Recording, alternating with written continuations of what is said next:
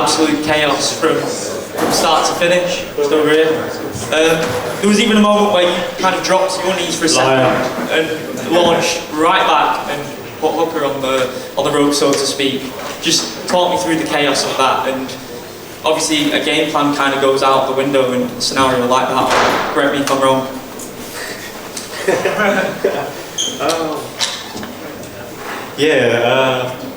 That was not for us as game plan. I think I stuck to it about 30 seconds, and then I didn't stick to it. And I think Bisman was eating a chip butty between rounds, and there was a bit of butter on the canvas, and I just slipped on it. So I just had to start pressure, and I thought, you know what, Mike's trying to stitch me up here. He doesn't want another British champ, and but we got through it. We figured it out. Was it a case of the crowd spurring you on as soon as you had a sniff of an opportunity there, or was it? Did you know that as soon as there was an opportunity to finish that you would have took it with both hands? Because the speed in which you reacted to him dropping the guard and showing that he was hurt was unbelievable. No, not in a bad way, but I didn't really notice the crowd. I get like a tunnel vision where I'm just, I'm looking at my man and seeing what he's doing. And I don't really usually react in emotion, but I saw the opportunity, so I took it. Congratulations on the win. Arnold, how you doing, mate? Okay.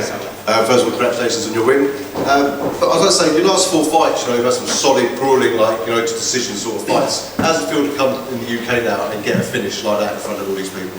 Yeah, it's huge. To be honest, I know I'm a finisher. I know, I'm a decision guy really, but I'm pretending now. But I've got the power in my hands. All my coaches tell me I hit hard. I put people down with body shots to sparring. It just doesn't come out in the fight.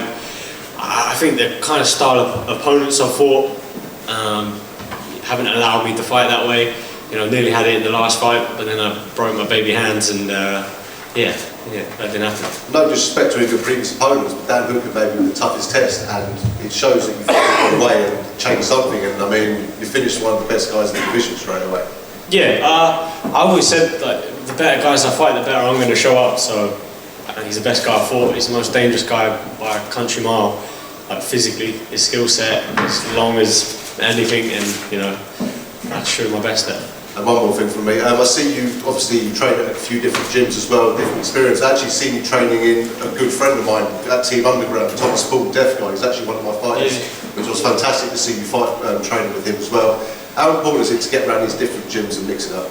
Yeah, of course, man. It's always important to travel around, get out of your comfort zones, work with people you're not used to working with, and this camp I sort of had that opportunity to work with people I'm not familiar with, and it sort of made me look at things a little bit different.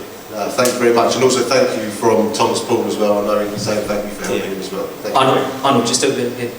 Who's that? You know who it is, man. Good to see you, mate. Good to see you too, Arnold. I'm sure it was harder in there, but was that easier than you expected? No, definitely wasn't easy. It was months of driving up and down the country, killing myself training, having anxiety, thinking all these stupid things and trying to drown those thoughts out of my hard work. And it definitely wasn't easy. I asked you on media day that if you felt this was your big moment, and you showed us that you took full advantage of that. So how does that make you feel now? Yeah, I feel like I seized it with both hands and sort of did what I know I'm capable of. And the better opponent I face, I still believe there's a lot more to go. There's more levels that can go up. And just finally, you said to me previously that in some fights you've had your opponents rocked, but you didn't go completely hard on the finish. Was that going through your mind today? When you had Hurt, did that kind of go through your mind, and that's why you went the way that you did? No. So when I hurt in the first shot, I saw his reaction. I was like, okay, I can hurt him. I got the power. And then I thought, I had a little flurry, tried to finish, didn't finish. And I was kind of in limbo thinking, do I go back to the game plan? Do I get back on him? But then I landed another shot. I was just like, finish, try and finish. I just want to say congratulations, Arnold. I'm so happy for you, and enjoy those meal deals. Thank you, mate. Arnold, just to the back here. Just Hi. You called out Calvin Kattar. Can you talk a little bit about why you chose to call him? I don't remember that.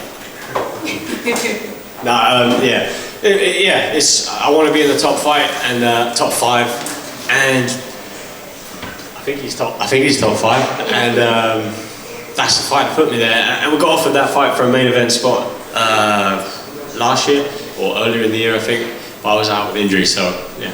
What do you think about him as an opponent for you in terms of the style matchup? Yeah, I think it works really good. You know, he's less tall than this guy, so that works out. But yeah, like he's predominantly a boxer. I'm predominantly a boxer, so it's a friendly fight, fan-friendly fight, and I think I'm the better boxer. And in terms of when you'd like to get back in there, what would make sense for you? Well, I've got a good thing going on fighting once a year at the minute, so let's see what 2023 holds. Arnold, on that tip, Calvin's manager told one of our reporters that he's very interested in that fight with you and they'd like to do it in June, so do you think that would work for you?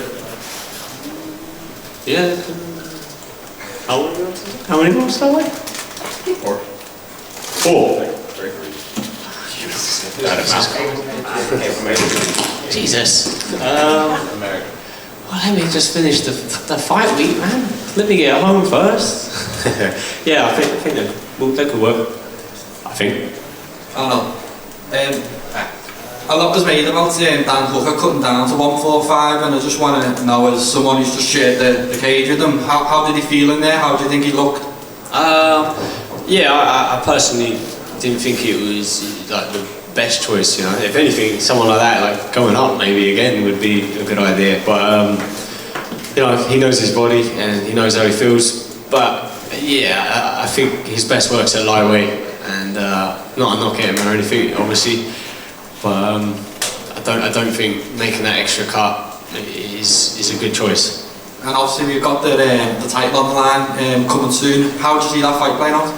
I think Volkanovski's going to dominate that. I think he'll even get finished, to be fair. Thanks. Arnold, you said you had nerves over here, mate. Yes. You said you had nerves coming into the fight. How do you combat those nerves and put on a performance like that? Yeah, to be honest, I always have nerves, but I try and play it pretty cool. Just hard work, just all the work in the training, and you know, whenever you're having a negative thought, then I think about all the stuff I've done and all the work I put in, and you know, that no, I should be thinking positive, and I shouldn't be these things. You know, I'm pretty good myself, so yeah. And how do you celebrate? Is it a meal deal at a truck stop or anything else? Yeah, at this rate, I think we're gonna have to get a corner shop sandwich or something. So yeah. Nice one, mate. Congratulations. Thank you, mate.